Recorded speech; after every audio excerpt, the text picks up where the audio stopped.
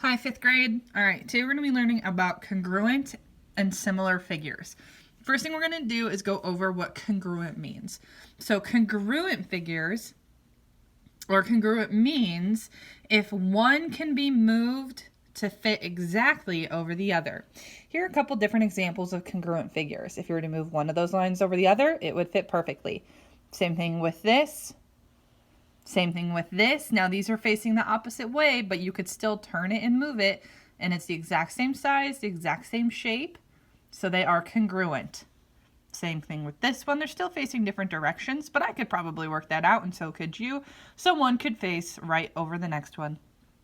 And this.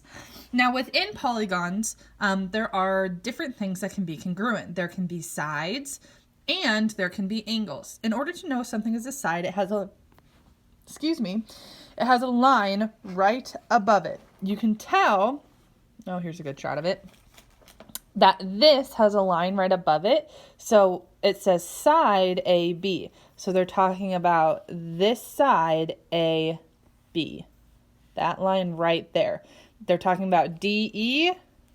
They're talking about DE. All right.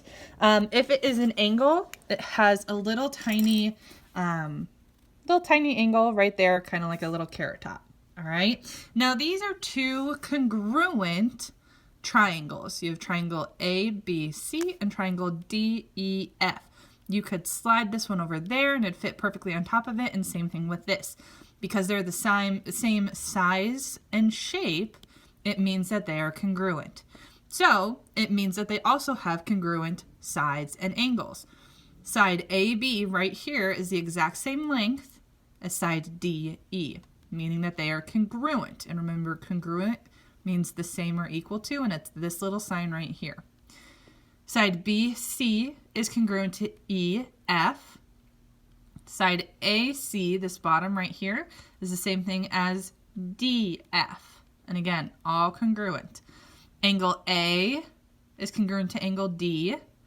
Angle B is congruent to angle E. And angle C is congruent to angle F. All right. On your first part of your homework, right here, it has these triangles, and you're going to have to find the corresponding sides. So what side is RP congruent to? So first you have to find RP, go over to this triangle, and find the congruent side. Okay, and it looks just like this. So you're going to have to fill in this blank, these blanks. All right, now we're going to move on to similar polygons. Similar polygons have the same shape. They may or may not have the same size. Corresponding angles of similar polygons are congruent. Okay, so similar figures, right? You see how this is just kind of a shrunken version of this? This triangle right here is much bigger than this one, but all of the angles inside equal the exact same amount. 40 degrees, 40 degrees, 50 degrees, 50 degrees, right angle, right angle. So even though this one is bigger, the angles are all the same. So on questions 7, 8, 9, and 10, you have to decide if the figures are similar. So remember, they do have to be the exact same shape, but they don't have to be the exact same size.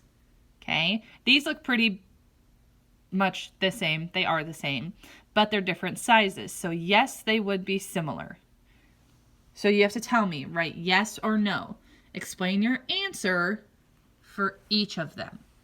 Okay?